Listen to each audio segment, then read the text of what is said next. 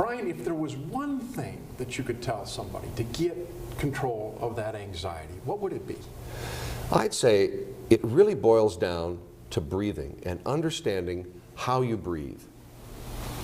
If you breathe consciously, so there's our mantra of self-instruction, breathe consciously. If you do, you'll feel better, you'll speak better, and you'll think better. So breathe consciously is what we want to do, and it's important to have an understanding of how does the respiratory system actually work. It's surprising to me how many people don't really understand the mechanics of taking a deep conscious breath. So here's how it works. The lungs are in the upper part of the body, protected by the rib cage. A deep breath does not happen in the upper torso. A deep breath happens down in the abdominal area. It's often called abdominal breathing or belly breathing. If you've ever played a musical instrument or sung in a choir or engaged in yoga, deep breathing happens down here. Well, why is that? Because the lungs aren't down there, the lungs are up here. Well, to understand a deep breath, you have to understand the mechanics of breathing. We breathe because the diaphragm muscle, indicated by this red dotted line, is a dome-shaped muscle that lies underneath the lungs and on top of all of the other internal organs that are down here in the abdominal area. When we inhale, here's what happens. That diaphragm muscle, which is dome-shaped, flattens out. So as we inhale, the diaphragm flattens out. In effect, it flattens to this position down here. Now, when that happens, everything that lies below the diaphragm has to move. It has to move forward. And so a deep breath, if this is my diaphragm muscle here in this dome shape, as I inhale, it flattens out. As it flattens out, something's got to give. That's why this area moves forward. So a deep breath, as I'm doing it right now, I'm actually pushing against the belt that I'm wearing.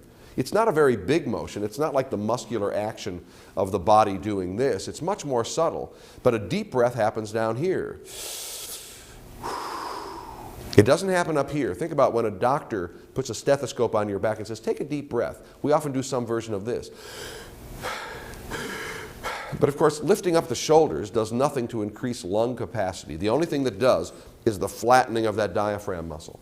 So while you're sitting at council table, your instruction to your body is breathe consciously. Take a few deep breaths. Inhale and let that diaphragm flatten out, expanding the lungs, creating a partial vacuum into the lungs, rushes the air through your mouth and your nostrils into the lungs. If you do that, you'll feel better. Think about how breath and feeling are connected. If I breathe audibly like this, fast, shallow breathing is the breath of panic. If I breathe like this,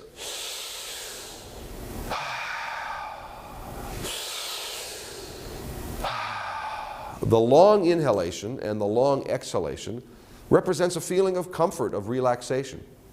So while you're still sitting at council table, waiting for the judge to say, counsel, you may proceed, you're taking that kind of a deep breath to feel better. Once you stand up, you're using that breath to speak better. It's the breath that projects the voice. The only reason this is softer is because of less breath. As I'm getting louder, I'm actually putting more breath across my vocal cords to project, to sound like that trial lawyer you want to sound like in a courtroom. So I feel better, I speak better, and you'll think better. As you inhale, as that air comes into your lungs, it then goes into the bloodstream, the oxygen from that air, and that oxygen travels to your brain. The more efficiently you breathe, the more oxygen you get in your lungs. The more oxygen you get in your lungs, the more it gets to your brain to do the most important function here in the courtroom, and that is, can you think on your feet? You can only do that if you're breathing consciously. So breathe consciously. You'll think better, you'll speak better, and you'll feel better. A deep breath way down here.